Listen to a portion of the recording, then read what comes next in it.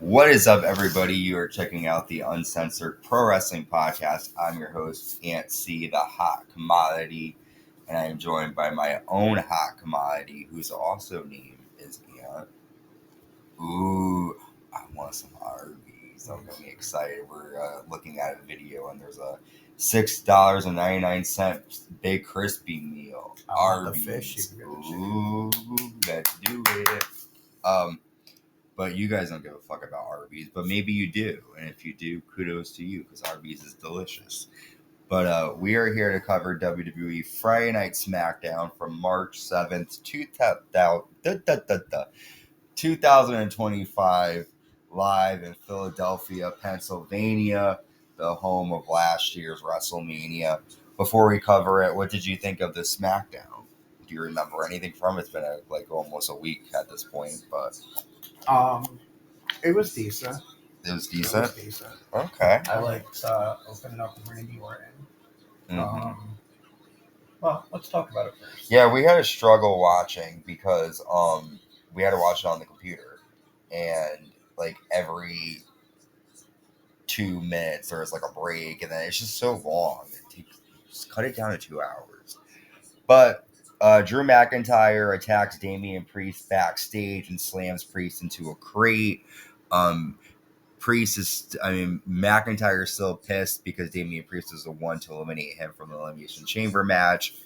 And so he wants to get his hands on Damian Priest, which will probably lead to a WrestleMania match. Any thoughts on that opening SmackDown? Yeah, I don't know if it'll be a WrestleMania match, but it's a possibility. Would you like to see that? Priest and McIntyre? Well, I mean, they do both need to be included in WrestleMania. They're pretty... right now, they're not the high cards, but... Mm-hmm. Well, Drew McIntyre kind of is. So... Yeah, I mean, I can't think of a better match for them right now, so...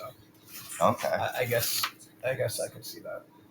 I want to see Priest and McIntyre. I don't think we've really seen them go at it. So he won the belt from him at WrestleMania. Oh, he did? Yeah, but that wasn't he won the title from him, but it wasn't did they have a rematch? Because I think he went right after CM Punk. Because remember, it was because of Punk why he lost. I'm not positive, but I think they have. Well, that's even more history but there. Nothing major. They need to do a good, I don't know, a Hell in a Cell or No Holds Barred or something like that. I agree. Randy Orton comes out and he returned to Elimination Chamber, destroying Kevin Owens. Orton says, a lot of crazy stuff has happened since I've been gone. Ever since I started, John Cena has always been on top, and now he's just a bottom for The Rock, which gives the term The Rock Bottom a whole new meaning. John and I have a lot in common, just like Kevin Owens and I. We both have done whatever we want just for the business. Kevin Owens, the wrestler I respect, I admire. Owens, the wrestler. I have a problem with Kevin Owens, the man. Never underestimate a jealous man's ability to destroy another man. His veins run on jealousy. He was my friend, and he dropped me with a pile driver. What does Kevin Owens have to be jealous about? He's won all the championships. He's main evented WrestleMania twice, fighting Stone Cold Steve Austin. Kevin Owens is never satisfied. I had a career-ending injury. I busted my ass to come back. Kevin Owens, you pissed me off. I like dropping Owens, and the voices started talking to me again. Listen, Kevin Owens, I'm going to prove that Pat McAfee is the second greatest punter in WWE. So very strong, threatening words there from Randy Orton. I like how he called back to the voices because that was his crazy gimmick back in 2009 where he would punt everybody. Do you think he's going to get his hands on Owens at Mania? I think so. And what do you think is going to happen? I definitely see that. Now, remind me, who won between him and Sami Zayn at Elimination Chamber? Kevin Owens won. Yeah. I think Randy will definitely beat him at Mania. I like that promo, though, Orton, with, the fact that he talked about Cena. Randy hasn't had a good WrestleMania match in a little while now. Yes, I agree. Next, we have WWE Women's Champion Tiffany Stratton taking on Piper Niven. Stratton lands a springboard swanton for a 2. Piper hits a cannonball off the apron to the floor. Piper lands a black hole slam and then misses a Vader bomb, which allows Tiffany to land the prettiest moonsault ever to get the win. After Charlotte Flair shows up from behind Tiffany, lands a chop block and applies a figure eight until a bunch of referees come out. Charlotte definitely making her presence felt here leading up to WrestleMania. What did you think of all of this? Well, I like to see that they're putting some time into a WrestleMania story. Mm-hmm. Like lately, it seems like everything gets booked like a couple days before the pay-per-view now. So it's good to see, like a rivalry built up. So I wish we'd seen a little more of this on both sides. I just want to see Tiffany try and fuck up Charlotte Flair. Yeah. That's my wish. She's good now. I don't think Charlotte's gonna beat her. We see a number one contenders triple threat match: Motor City Machine Guns versus Los Garza versus Pretty Deadly. Chris Sabin lands a missile dropkick to Kip Wilson. Kip Wilson's a backsliding Chris Sabin, and Pretty Deadly win and will eventually challenge the WWE Tag Team Champions, whether it be Street Profits or the current champions DIY. But what do you think of Pretty Deadly winning here? I thought they were the right choice. I really didn't care who won, but I think Pretty Deadly should have a shot. They've been in the background for a backdrop for a long time now, and I think that Street Profits are going to be champions soon. All right. Bianca Belair comes out next. Bianca says, I should feel like I'm on top of the world and focused on WrestleMania. It's hard to do that when two of your best friends are fighting. I do not believe Naomi would do something like that, but I need some answers. Naomi comes out wearing a neck brace. Naomi says, Bianca, this is not at all what it looks like. I'm going to ask you this. When Jade didn't compete, who had your back? This was me. And then Bianca says, did you attack Jade? Naomi says, this is the distraction from us winning the titles. I stepped up for you and had your back while Jade brought you down. Bianca says, we are here for Jade. And then Naomi says, Jade. I never said this, but Jade has been piggybacking off of you the entire time. I watched her succeed off of your hard work while I got pushed aside. Bianca says, Trinity, stop. It's a yes or a no.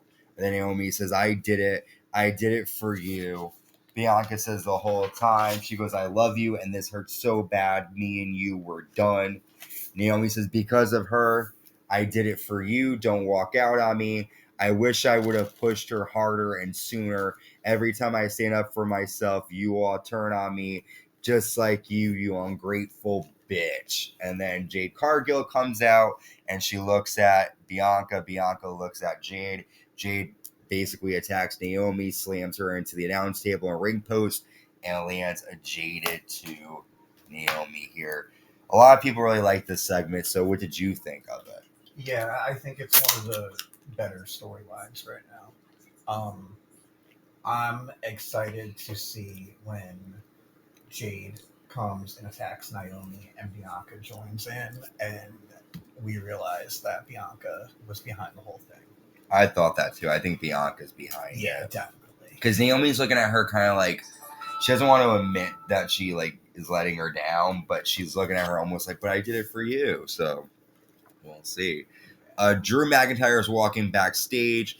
He says, Damian Priest slithered in and took my chance at WrestleMania. Because of him, I have nothing. Strong words. We then see Braun Strowman take on Solo Sikoa. Braun accidentally runs into the ring steps and Solo lands a running hip attack against the railing. Tama Tonga attacks Braun Strowman, which then gives Braun the DQ victory. After that, Jacob Fatu comes out. Fatu super kicks Strowman to the floor. Strowman chokeslams Fatu onto the announce table. Fatu jumps off the table with a flying forearm to Strowman. They fight in the crowd, and Strowman chokeslams Jacob Fatu off a crate through a bunch of tables, but Jacob Fatu still gets up. So eventually we're going to see Strowman and Fatu in like a no-holds-barred match, but what do you think? I mean, it's cool to see them because they're both really big and good and everything, but it doesn't really add a lot to the story. I want to see more of the self-destruction or build-up of the bloodline. And I just don't see anything with Braun Strowman adding anything great to this. It's just kind of a time filler. Okay. I agree with you, sir. I agree. Next up, we find out that Lex Luger is going to be inducted into the Hall of Fame this year. So that's exciting news. I also heard, I don't know if it's true, but I think it is, that what are they called? The natural disasters, earthquake, and typhoon are going to be inducted. It's them, Triple H, the natural disasters, Michelle McCool.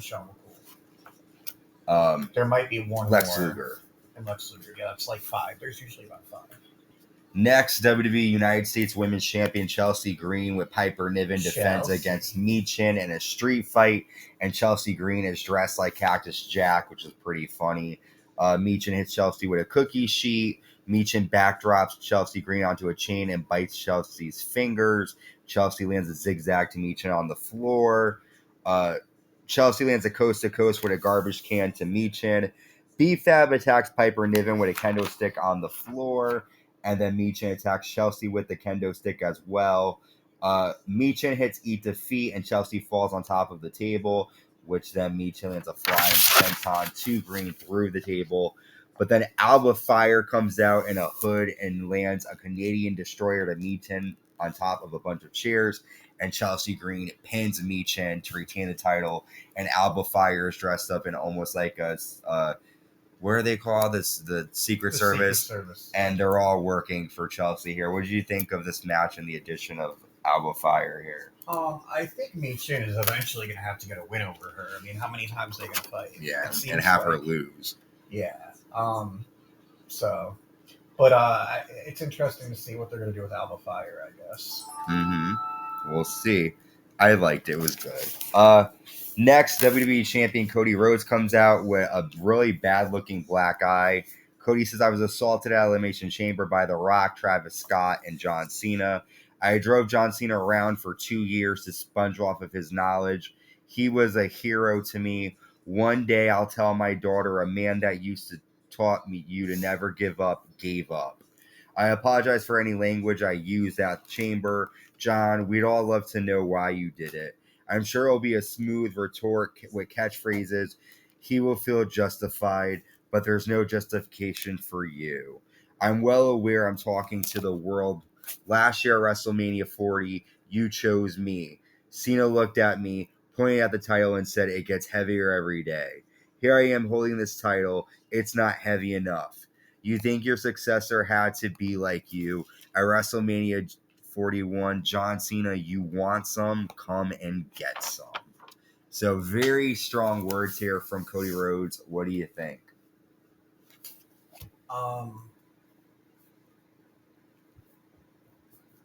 Again, I like to see we have like a good month and a half for them to build up to WrestleMania. I like the John Cena heel turn. It made it interesting. It was going to suck to see them both faces like fight at WrestleMania. So I think it's going to get good. Next Monday, we know we're going to have John Cena at Raw. So I'm excited to see him explain himself for the first time. And we'll see from there. It will be interesting to see Cena and Cody Rhodes and what he's going to say. There's a couple good things that are happening next Monday. Yep. I can't think of the other ones right now, but besides Cena being there, there's 1 or 2 good fights too that are happening. Well, we see Drew McIntyre defeat Jimmy Uso again after landing a Claymore. After Damian Priest attacks Drew McIntyre and he yells, I'm going to kill you every week, and then lands a big boot laying out Drew here. So eventually these two are going to collide. But Priest obviously has to get his comeback after Drew McIntyre attacked him earlier on the night. Any thoughts?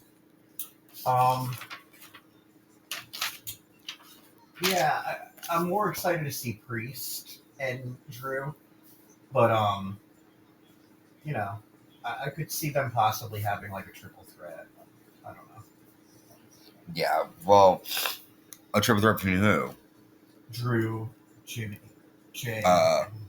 Jimmy and Drew, and I just don't think Jimmy matters enough, unfortunately. Yeah, they need to do something with Jimmy. Well, our main event. Go ahead. I feel like Jay's gonna win the title at WrestleMania, and then they're gonna after he loses it, they'll try to put the Usos back together. Oh, you're already saying he's gonna lose it quick. Not quick, but when he does. Speaking of losing titles, our main event, WWE United States Champion Shinsuke Nakamura loses his championship to LA Knight. LA lands a flying bulldog and a baseball slide to start the match. Shinsuke grabs a chair, but LA Knight blocks a chair shot. And then the referee grabs it. Nakamura accidentally sprays mist into the referee's eyes. Nakamura then lands a spinning heel kick and a Scorpio Rising, but the referee is obviously knocked out by the mist.